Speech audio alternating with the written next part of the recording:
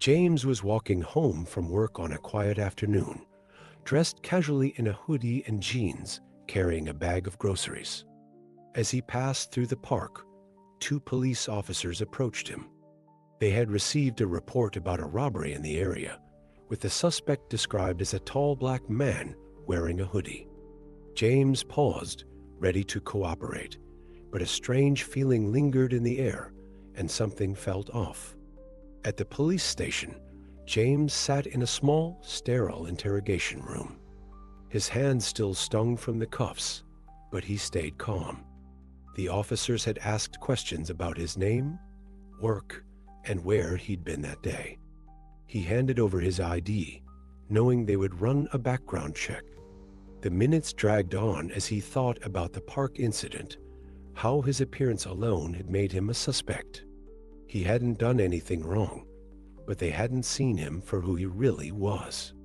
The officer returned with a file, looking at James with a hint of regret. "Dr. James Carter," he said quietly.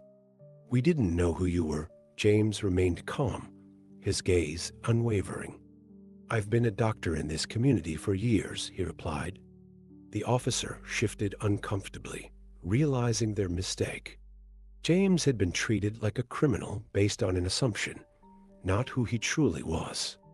James let the silence stretch before responding. "It's not about who I am," he said, his voice steady. "It's about treating everyone with respect, no matter who they are."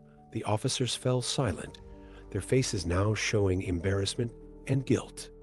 James stood up, his movements deliberate. He wasn't angry, just tired. They had learned nothing, but he had hoped that maybe, just maybe, his experience would change how they saw others. James turned to leave, his voice carrying one last time. "When you wear that uniform, remember you're there to protect people's humanity." The officers didn't respond. James walked out of the room, the door closing softly behind him. The weight of the moment lingered, leaving both sides in quiet reflection. He had said what needed to be said, but he wasn't sure if it would make a difference. Back outside, James walked home with a heavy heart. The night was calm, but the experience stayed with him. As he passed through quiet streets, he thought of his patients, of his family. He hoped that his encounter would inspire change, that others might be judged by their character, not their appearance. He believed in that truth, and it was a fight worth continuing. Please subscribe and like the video.